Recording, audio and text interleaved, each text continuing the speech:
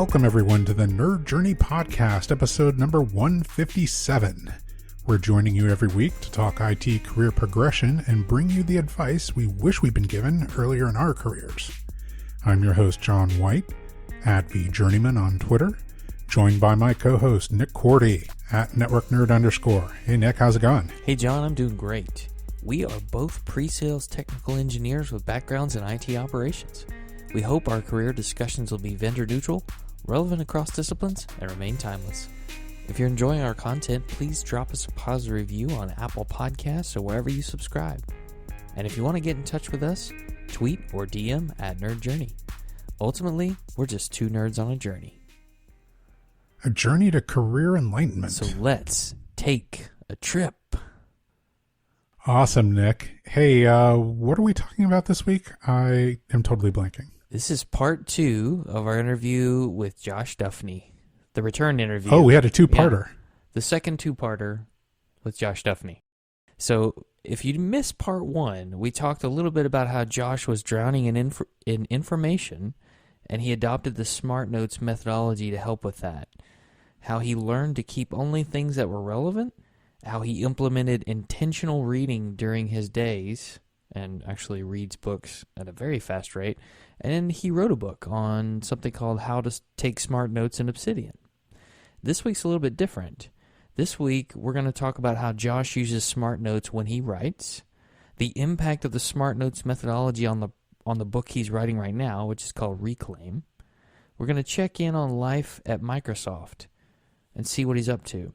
And then we'll talk about how he found the time to do all these extracurricular activities in addition to his day job.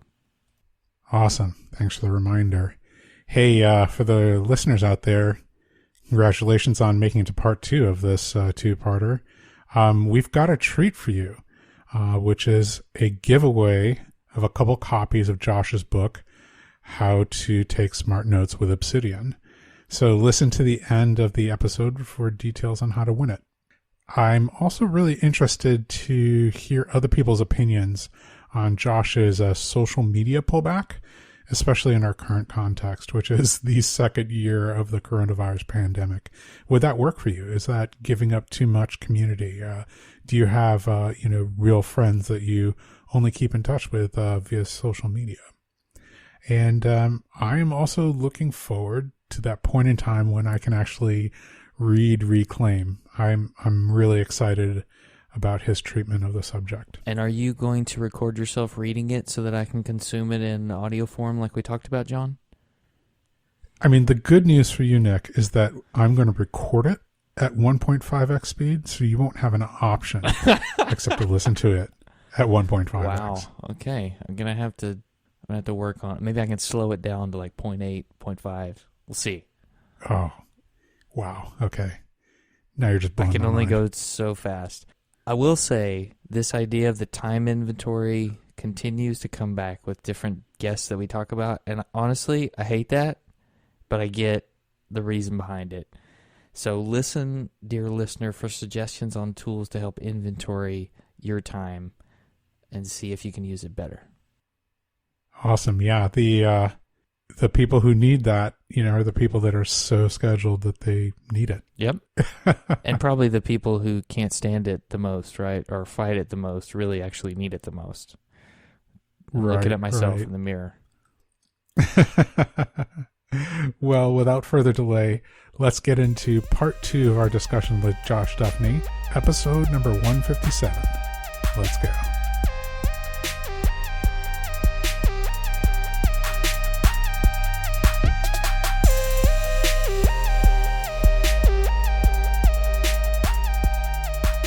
So that is also something that you said, the challenge of the blank page. I think maybe you touched on it, but how does having this note-taking system and thinking system overcome that blank page challenge? It's like a hardcore version of an outline. So with the Smart Notes in particular, I have the Vault. It's just on a GitHub repository, so you can see exactly the notes that I took to write the book that I did. But what I did, I had a project note, and I started to link in all the notes that I thought were relevant, and I would start to build up that. And what I would do is I would build a workspace in Obsidian that would open up all the notes. And what I would do is I would read all the notes and I would review them. And then I'd switch to a different desktop and I'd start to write. So it allowed me to load in all those notes that I'd taken, so that, because they're meant to be, permanently understood, right? So I could reload them into my working memory, and then I could go and write instead of having to trying to recall and do a heavy outline and find my gaps that way. So that's how I do it. Is I have them all open, whatever paragraph section I'm working on, I have those notes all open in Obsidian so I can read and skim and organize. And I use them as my outline, and then I go, and Ulysses is my writing tool, or VS Code for technical writing, and I just start to write. Okay, now I'm starting to understand. Maybe that just triggered a memory from How to Write Smart Notes, where the author makes this argument is wouldn't it be easier if you were writing an article to have these pre-digested, already written, almost publishing ready, chunks of information that you just had to kind of connect and maybe make a thesis statement, some supporting ideas, and then each of the supporting ideas was already written, maybe not in a way that flowed together, but just again already written. And then wouldn't it be easier to write those kind of chunks if create that pre-digested outline if you already had the titles of the chunks, and then just to kind of plug in. So really the hard part is the writing the notes and ingesting everything into your system, and then afterwards coming up with an article to write based on what you've already written. It makes writing easier, but not easy. I'll say that, being on the other side of it. Because one misstep that I did make was taking that literal. So meaning that you really just needed to type a few words in between your notes.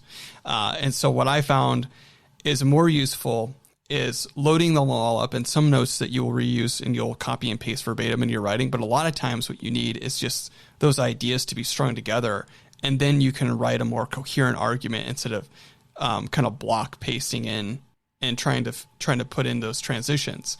But it is nice to have it all there so you can load the whole argument into your mind and then dump it onto the page.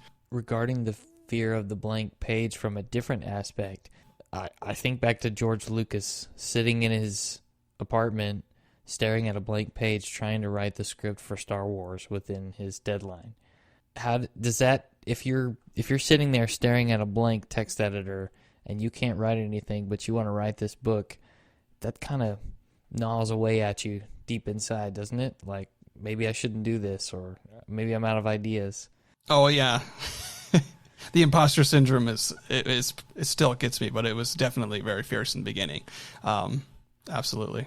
But it sounds like the note system or knowledge management system you have helps prevent that from happening, if at all. Yeah, I have the reverse problem right now where I have too many ideas, so many that I can't execute, and so many that they're probably not worth pursuing, and not all those are great ideas, but there's so much in there now where I'm this could be an article, this could be a blog post, this could be a YouTube video. I don't have the bandwidth to keep up with those. So the blank page has definitely gone away completely. Now, when I go to write, I know what I want to write. Going and writing it takes hard work, but I have endless titles and ideas. That's for sure. So now your issue is editing and maybe reconstructing some of what you've already written. So the issue is more rewriting than writing. The rough draft is still a little bit of a hiccup in just getting started. So I'm finding that it does help to have an introductory, intro note and a conclusion. So knowing where it's starting and ending, because that's not apparently clear sometimes in how you have notes structured. So you can start to build the argument in the discussion, but ultimately you have to frame whatever that is. With an end and a start. And so I found that it's useful to create, okay, these all kind of jive together. So now I'm going to add a little statement at the end that, this is a conclusion that I'm coming to, and then I know where to start, and then I can write. And so that's definitely helped. And then the rough draft, just letting the words flow and not editing. So I still have a problem where I try to edit myself as I'm writing and correcting and making sure that the argument flows and I'm using the right sentence length and stuff. And so I'm trying to remove that from the rough draft phase. So that's a personal issue for me in my writing. But then, yes, the rewriting is where a lot of the friction currently is. And I was going to say earlier, when you said you have so many ideas, you're never going to run out. It's like he read our idea list for the podcast, John. Yeah, it's the same type of thing. you just keep on tripping over these things. I'm wondering if you could maybe talk a little bit how this process, now that you've gone through it, has helped you with the book that you're working on, Reclaim. It has helped me to realize the 175 pages that I've already written are very incoherent. So that's a good part. No, but it's also giving me a way. So in the craft of research that I mentioned earlier, he has this little tip. I think it's just a little box as its tip, and it says anxiety for early or unexperienced researchers is most often caused by your ability to take notes faster than you can sort them. And that's what I've been feeling for like the past 3 months, is just this like weird anxiety. And I'm like, it's not technology. I've cut that out. Like I've gone through this before, and it was that. And so this methodology is helping me to organize this vast amount of information and reduce that anxiety. So that way I know where this information is. And when I go to write, when the time is right, I will be able to recall it in the way. So that was a lot of the anxiety in the beginning. Was I was researching and writing and researching and writing, and I wasn't sorting properly. And the system is giving me a way to sort in a way that, one, reduces the anxiety, and two, keeps the structure there. So that way I can complete my research and then write what I want and not have to do both, because I have a full-time job and a family. And so I just don't have the time to be able to do both of those things concurrently or, at the same time. And so I've separated my research from my writing. And I think it'll go in a little bit smoother iterative cycles. But for right now, I'm like in a 1 full month of research, and then I'll probably dedicate a couple weeks to writing to get kind of caught up with the notes that I've taken. But yes, that is the biggest benefit it's given me, is just a way to sort the knowledge that I've accumulated, so that way I can turn around and write it. Oh, okay. Yeah, I mean, I'm all for reducing anxiety wherever possible. So I love the fact that the structure is helping you to reduce it. And I totally see the on-off with the research, and then the compiling the notes together so that you can pick up the writing again. When you write books like this, I've never written a book, is it better to give yourself a deadline to shoot for so that you'll actually do it? Or do you just, as long as you're not everyone's as disciplined as Josh Duffney. Let's just say that. You know what I mean? The deadline. So I've set myself many deadlines, and they've caused more harm than good for me. But I think that's more or less because this is just something. What is it? Ryan Holiday, he gives this little memory of this little girl that came up to him at a book signing, and she wanted to be a writer, and he, paraphrased a different writer and said, you could only be a writer if you can't not be a writer, because of how stressful and difficult it can be. For me, the deadlines have stopped becoming useful because it's just something that I have to do, and it's a problem that I'm not going to be able to let go. And so the deadlines create an urgency that is unnecessary. Because when I'm learning through it, but it did help me get started. So I won't say that they're completely, unnecessary. Having that, I wrote my first technical book in 6 months, and I was like, I'll just, Star Trek it and do 2X. We'll just shoot it over a little bit. That didn't work. So I'm a year into it now. This month is a year since I said that I was going to start writing this book, and I've gotten 175 pages, and I'm like one chapter away from the rough draft, but I'll probably be starting over in a good capacity with the rough draft. I'll borrow a lot what I use, but I think I'll probably do that just to make it a lot more coherent, because there are just so many things that I could do better in the book. Maybe I should have started. My understanding, and maybe you can correct me on this, is it feels a little bit more comprehensive than just like an implementation guide on deep work, because that might be like another 22-page book. But you are doing a 175-page book. So what's different about this one? Versus the 22-page book? Yeah. Just the sheer amount of information I'm trying to put into it. Mm-hmm. Part one is more about kind of bringing awareness to the ways that technology has, invaded our lives, so to speak, and the repercussions of that. Part two is taking back the linear mind. So that's, reading and establishing habits like that. And then part three is how do you work in the depths while not being a complete monistic person where you could just escape from the internet. And so the amount of research that I'm finding to go into that has been immense. So it's just really the scope. The scope is huge compared to the implementation guide. Would you say that it spans some of the philosophy of deep work and then some of the philosophy of digital minimalism? Yes. Yeah, it tries to blend them together. And that's probably been, I've struggled with this more or less the entire time, which is what is too much, right? Mm-hmm. Like, should these be different books? Could this all fit in one book? And those are all things that I'm learning as I'm going, writing this for the first time. This is something that I probably shot myself in the foot announcing that I was going to write it and talking about it so much. Cause like Ryan Holiday, he says, like when you start a creative project, a lot of people too, is like, tell no one, like just kind of finish it behind the scenes. But I think it's been fun. I've enjoyed sharing the struggle and the failures and the triumphs with it. You mentioned before that you have pushed out, the notes that you wrote about how to write smart notes in Obsidian onto GitHub. And then I saw that, again, for Reclaim, you have a lot of stuff that is also pushed out to GitHub. Is that like on purpose? Is it like kind of a philosophy of kind of exposing that process that you have, or is it something else? Yeah, it's transparency, building in public. That's the main reason. So I'm hoping people, find it valuable and interesting. And that's why I'm sharing it. Just writing and putting it out there. One, it holds me accountable. And two, hopefully it adds value in some capacity. And do you create like a separate vault in Obsidian for each one of these projects? So for a long time, I had them intertwined. So the Smart Notes, it's like your all-encompassing knowledge base. But I found that the book it's got so much to it, and I'm still learning the methodology that it made sense. And this is really recent, as of like 2 weeks ago, where I've moved all the notes for Reclaim out into its own vault. And then kind of everything else, like my general buckets of knowledge management, are in one other vault. So like notes on writing or Golang or just different aspects of Azure and stuff like that. Those are in what I call a general vault. And then I have a project-based vault now for Reclaim.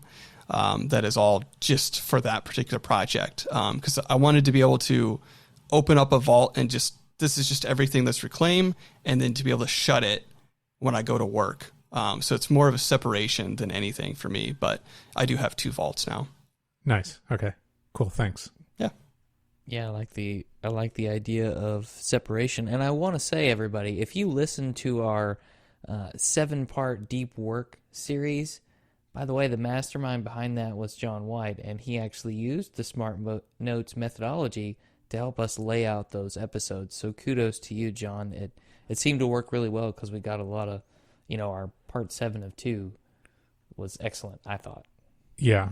So Josh, just for background, we read Deep Work after you recommended it, and it just blew my mind so much. I was like, oh, I have to reorganize my entire job around this idea and philosophy, right? That's what I've been doing. I had also just come across the idea of Smart Notes and Zettelkasten. And so, I did some literature notes and some permanent notes around the book, and those kind of turned into the outlines for the episodes. So, the process that you laid out, was very, very familiar to me. It was some of these things, for example, oh, hey, the author made this extremely concise outline of what this idea is. And I am not going to be able to restate it in my own words better than that. So that's just going to be a quote box, right? And then, but, I also have to digest some of this other stuff. And then it's also very, very possible to wax too long about something in a note, and you learn not to do that. All part of the process. Yeah, it was, we thought it was going to be, 2 episodes, and it was 7. So, well, I thought I was going to make a couple 100-word update to my blog post, and it turned into several thousand more words. So I know the feeling. See what thoughts will do. That's what my grandmother would say. I want to follow up on some things you talked about in episode 124, Josh, just to see how things are going. I remember you saying something about you were experimenting with doing a write-only access to social media during the week, but responding to things and reading on Fridays. How does that going? Are you still doing it? Have you changed things up? What's the status there? It's constantly in flux, my social media use. But it worked really well. It got me away from the tools and broke kind of the behavior addiction of the Control T, TW, enter, just the muscle memory. So it broke that habit, which is great. It ultimately didn't stick. What I do now is I have about 12:30 is my check-in period. So that's when I check my work email, and that's when I check personal email. And then I go on social media and I just check and respond in that way. So usually about every day I have about a half an hour block of shallow work that's just check-in. The 1 week, one time a week made me a little too disconnected. And I'm actually trying to recover from that because I feel it was a little too isolating, I would say, just because a lot of my interactions online and stuff like that. So it's moved to about once a day in a bucket, but it was a really good reset. So if you're not willing to just ban yourself for a month like I've done in the past, the responding on Fridays is a good way to just kind of get a good reset. It's interesting because, it's very easy to shed your online community when you have an in-person community, that you deal with on a regular basis. And then all of a sudden a pandemic comes along and you're not allowed to interact with people in person and you only have online communities or Zoom calls or, whatever tool you're using. And then throwing away an online community is a lot harder. Well, it's also fascinating how much we have projected our relationships onto social media and technology. So I have a really fascinating story of Twitter. I don't know if I shared this with you, Nick, last time. So a year, 2 years ago, actually, I was like, I see all these influential people on Twitter. They don't follow anybody. What does that look like? And so I announced that I was going to, unfollow everybody on Twitter. And I was like, I'm just going to see what this is. I'm not unfriending you in any way. I moved everybody to a list so I could find who I was following and stuff like that. That ended up getting me kicked out of an online community, and a bunch of people that I really respected unfollowed me. I don't know if there's any kind of disagreement or anything like that, but it had massive repercussions because of so much. And now I understand on the other side. I've had a couple of people unfollow me, and it doesn't feel good because it does feel like it's a friendship. That follow button, that status. And so it's just really fascinating how much we do project of our real relationships on these platforms. And so that's one thing that I keep tinkering with and trying to find, because it was easy to disconnect and people respected that. But then when you're gone away for an extended period of time, it's almost like you've thrown away that relationship in their eyes, and vice versa. And so I'm trying to figure out what's that balance where you can have not constant interaction, but just enough where you can keep those relationships. And I think Dunbar's number is going to fall into place here somewhere where there's just so many relationships that you can maintain. You can't maintain thousands without constant involvement in the platform. And that just might be a limitation that you have to accept in the online and in the real world. But it is really interesting how much of the psychology transfers from online to in person and how much emphasis we do put on those just little buttons and status icons. This makes me think back to episode 149 with Chris Wall about how he said, I can't possibly be good friends with 10,000 people or this many followers. And he actually had to peel back a lot of that usage because it was stealing from his joy. And much like yourself in times past, it was stealing his time. From your perspective, have you been able to keep the tweeting in the 30-minute time block after being addicted and then detoxing? So you went to rehab and then digital rehab, and then you come back and let yourself do a little bit. Has it been enough to keep you from getting addicted?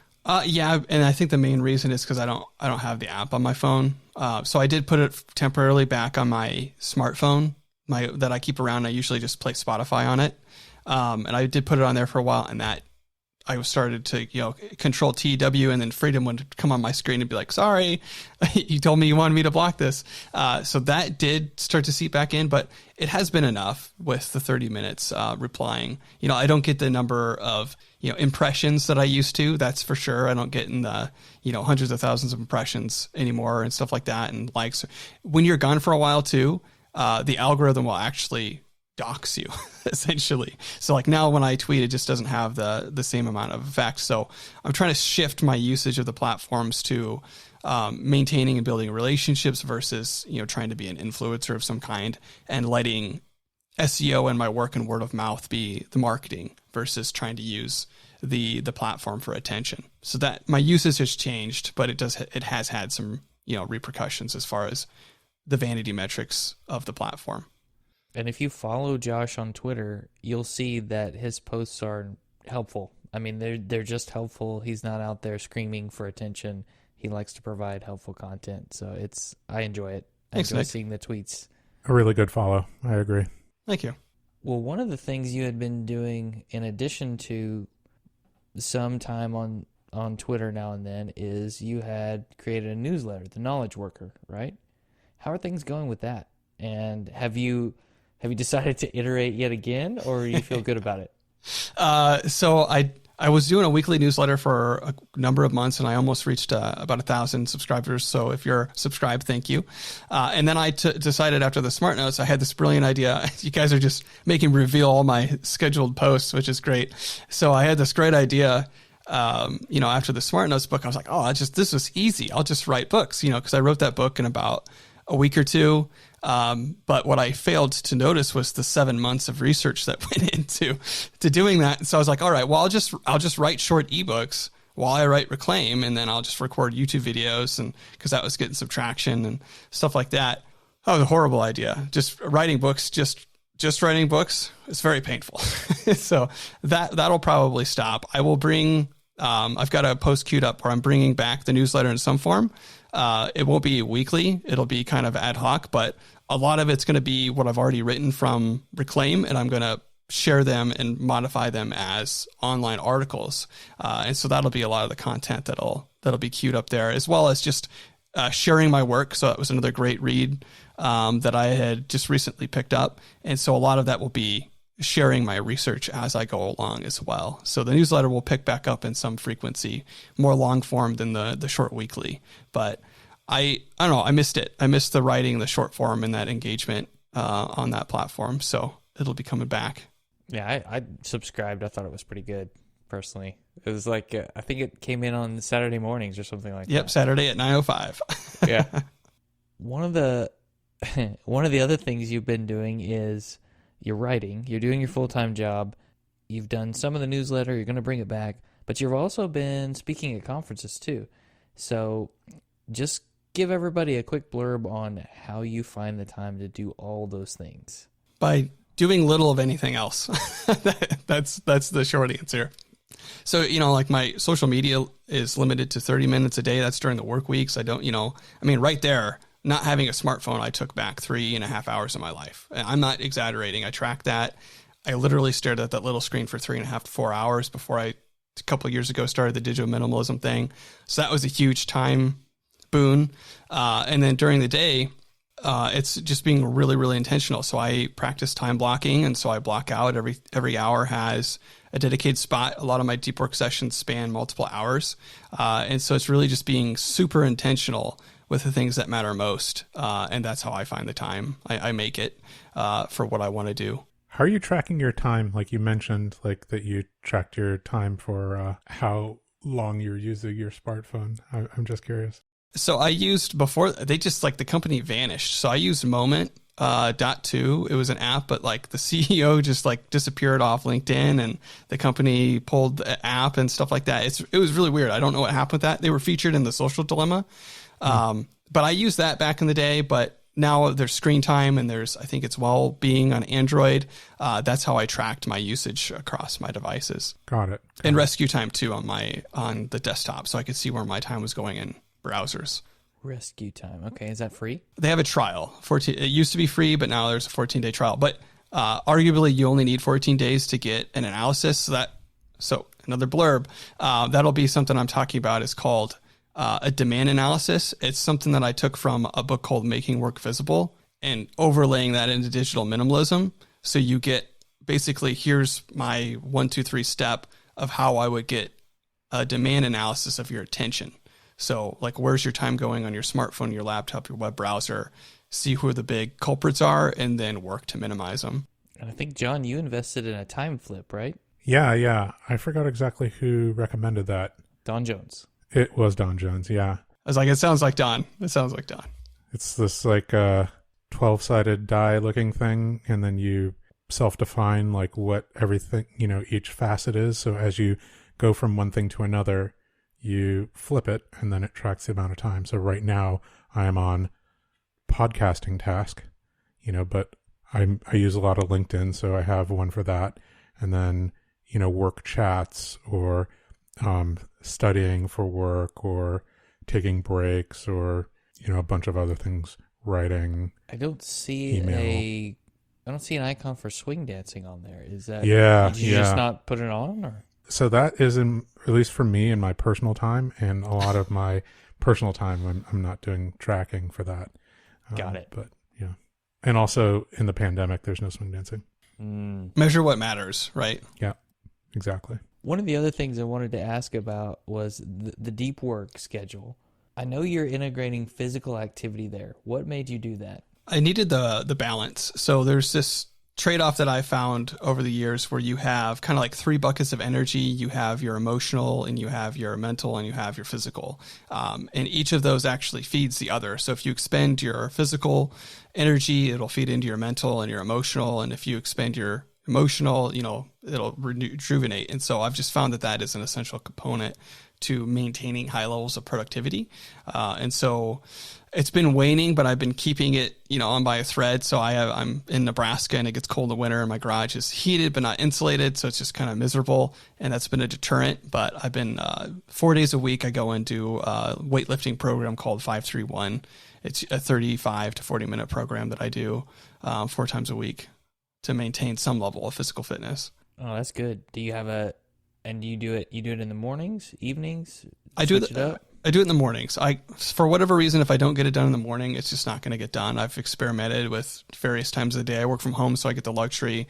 But, if it's middle of the day and my kids are going to come out in the garage and want to play, it just gets distracting. And, then I'm like, I'm not going to do that. Not just because they're there, but, it's also the middle of the day. You're getting that 2 p.m. crash. And then in the evening, I want to help my wife with the kids and not be like, hey, I just got done working a full day. I'm going to go hit the gym in the garage. You can handle them for get pumped up. I need to get pumped up.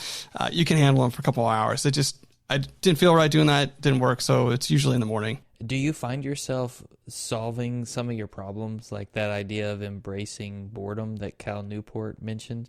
I do. Working out? Yeah. So a lot of times my notebook will come with me in the gym and I'll write down ideas. But more lately now, it's just like, how do I get out of my head? So that, like, on the other side, I understand now. I understood before, but I have a more empathetic approach to like why people want to be distracted, because it is uncomfortable to be in your head all the time and thinking.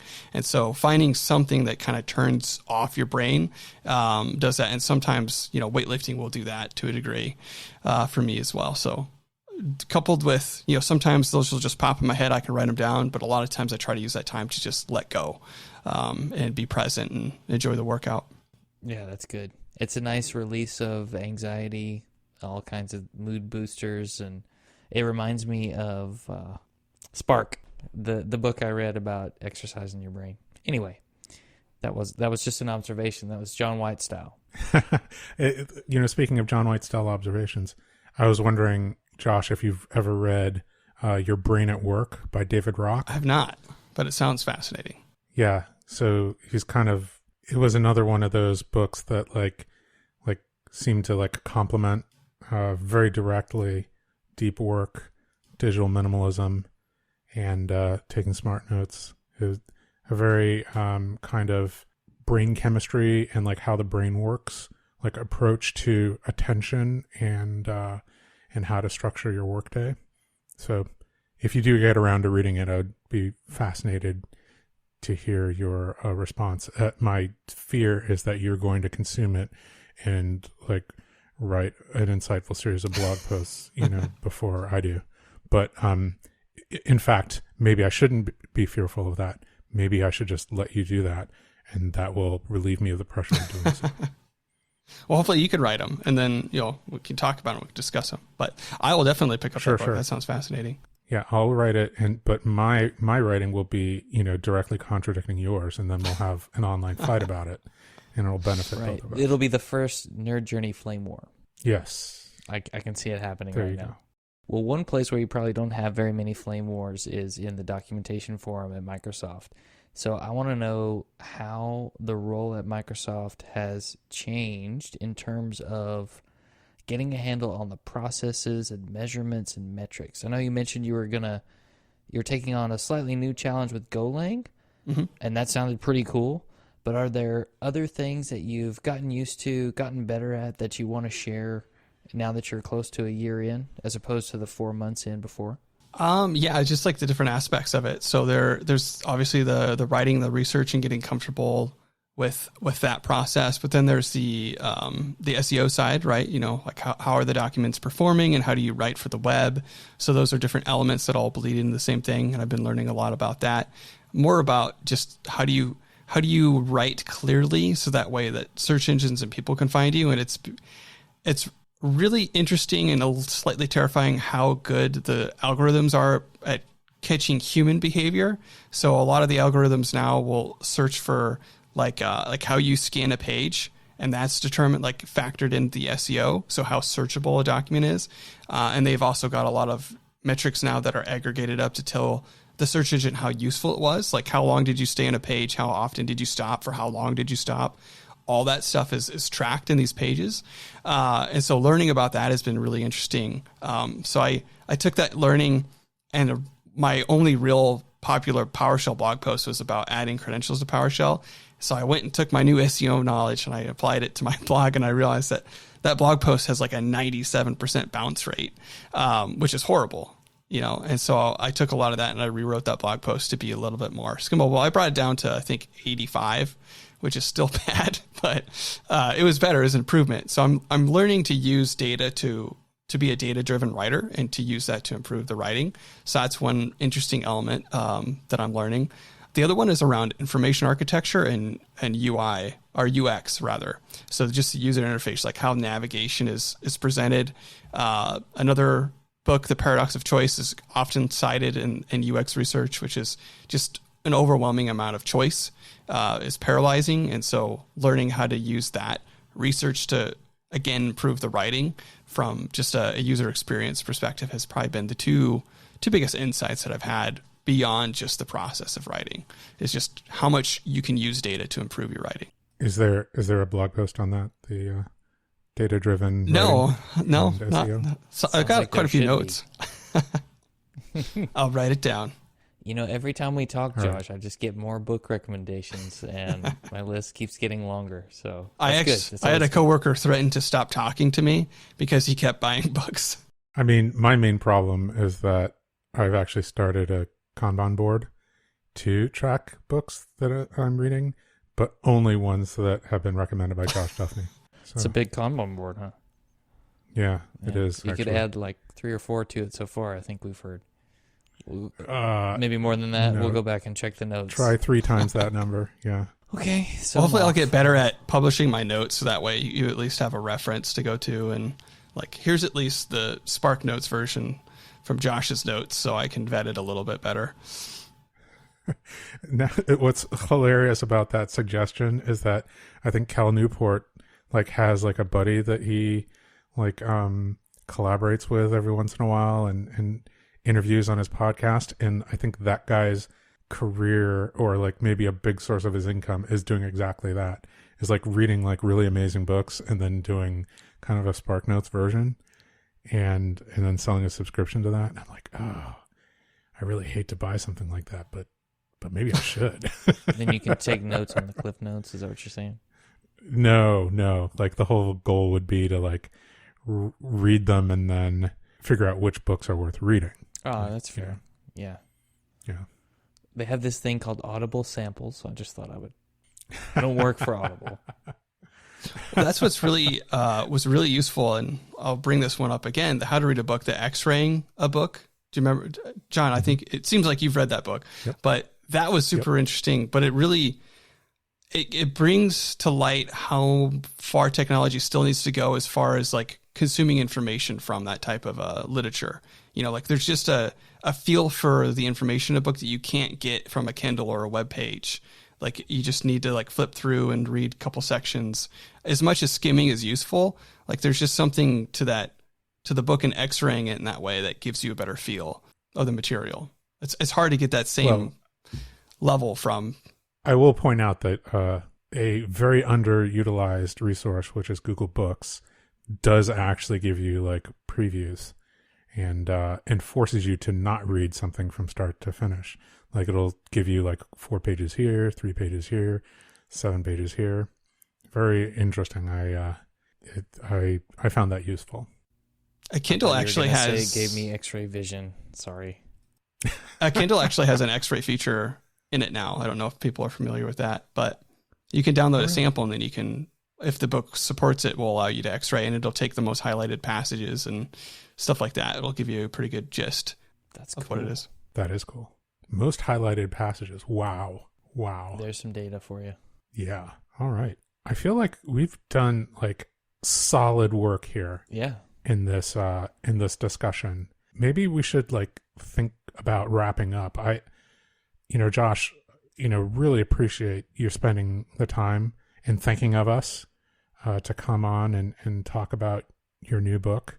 I just wanted to like maybe before we wrap ask this question, like, am I wrong in thinking that there was like a digital course that you wrote to like go along with the book? There is and was. So it's on YouTube now for free. So the reason being, okay. I didn't hit the level of craftsmanship that I wanted, having done Pluralsight courses.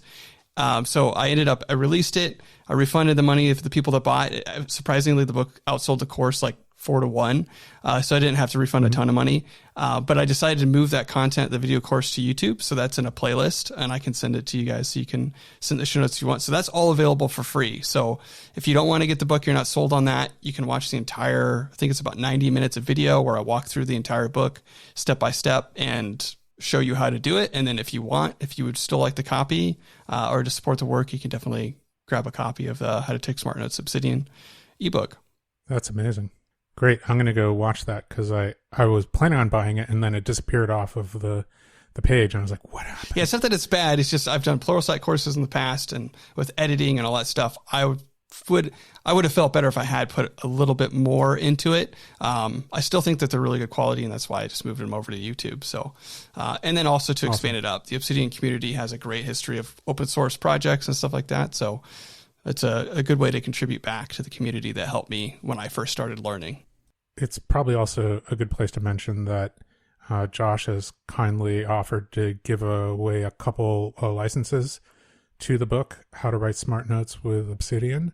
So maybe we'll take the first, not the first, but like a random sampling of people who retweet the announcement of the first episode, maybe, and we'll pick some people at random who actually fully retweet it, and then and give them licenses, copies of the book. Super excited to hear back from those readers. Now, how many times do I need to retweet this to get a free copy, John?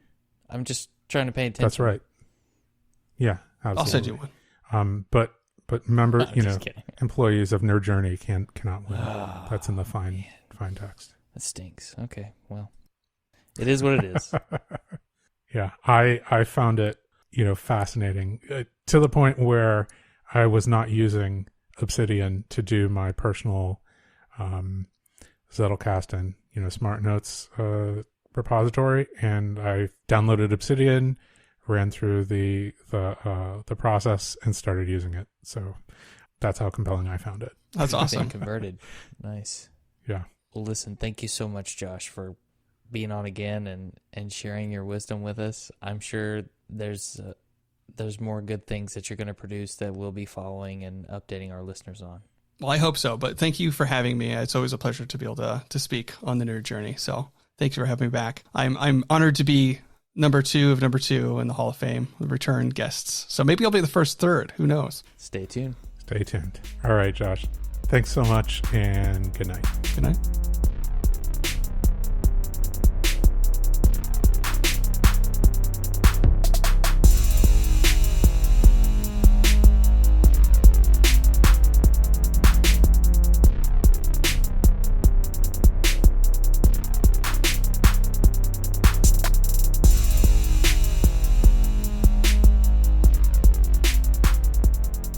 Are you someone who's in your head all the time?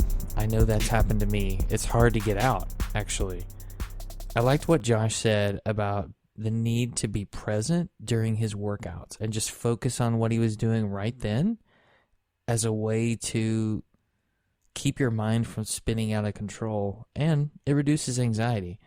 It really lines up with that concept of meditation and mindfulness, focusing on your breathing, focusing on what you're doing so that you can keep the brain from going nuts on you. It's that process of, or that idea of staying in the present instead of telling stories about the past or worrying about the future. Oh, yeah. Love that. And I love the idea of integrating physical activity and hope that everybody will do something about that, because even if it's light walking, you'd be surprised the type of ideas you can get going for a walk and how just the fresh air can make you feel better and less stressed.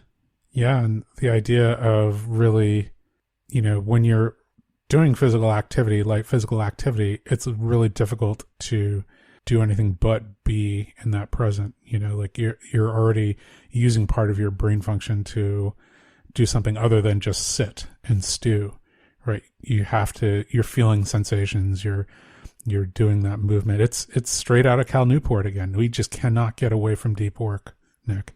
No. Every episode from now on is going to be a deep work episode.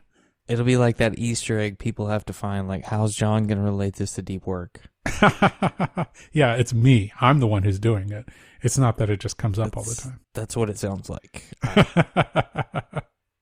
It's John that did it this time. How about that? Okay, fair enough. I really think that Smart Notes and that methodology can make everybody a better writer and a better communicator. The challenge of the blank page, not all of us are going to write books. Not all of us are going to write blogs. But we're all going to write emails. We're all going to have to write arguments to justify our position on something, or at least communicate them in a logical way. And I think this goes hand in hand very well with what Scott Lowe was talking about in episode 152 and the importance of communication. Yeah, absolutely. Yeah, couldn't agree more. What stood out to you, John? I was fascinated to hear about how the detour into Smart Notes changed how Josh viewed the first chunk of writing that he did, which was almost 200 pages. I think he said they weren't really that coherent in retrospect, and that's rough. It's rough to invest that much time and effort into something and then go through a process that makes you view that investment, a little bit negatively. But I'm still looking forward to the end product, and hopefully this methodology that he's using now will really accelerate the process, or even just increase the quality of the end product. By the way, Reclaim is available for pre-order for anybody that's interested. We can include that link in the show notes. Ah, terrific. I'll jump on that as well myself. I was also, fascinated by Josh's kind of quick discussion at the end about data-driven writing, I think we called it, or, he called it, search engine optimized, that process of using that search engine optimization feedback. I'm really wondering how other people react to that idea. I know that, it's just even I know this isn't what Josh was talking about, but, I think people have probably had that reaction where you are writing in WordPress or some blogging engine, and it has an SEO module that says, hey, you should, mention the title of the blog post more in the first paragraph of what you're writing, or just you titled your blog post this and it should appear 15 times throughout the rest of the text, or so put a number whatever in the title. Yeah. 5 reasons why. All those things. And it's fascinating, I think, to hear somebody else reacting to those things. And I think he's doing a much more sophisticated version of that. So maybe it would be interesting to have him dive in a little bit deeper. But anyway, that was something that I found interesting. And I'm wondering how other people reacted to that. How about you, Nick? Anything else before we get out of here? I don't think so. I think it was a good follow-up. Appreciate Josh coming back on the show. I'm sure if you follow him, he's going to be producing more great work. He's a great guy to follow out there in the community. Definitely. Just a reminder, we want people to subscribe and give us a positive review on Apple Podcasts or wherever you're listening. We want to know if we're being helpful and are always looking for interesting questions to ponder, often in 2-part series. We're collectively on Twitter at Nerd Journey. All right. Farewell, listeners. Tune in next time as the journey continues, probably in 2 parts. I'm John White at VJourneyman. For Nick Cordy at Network Nerd _ signing off.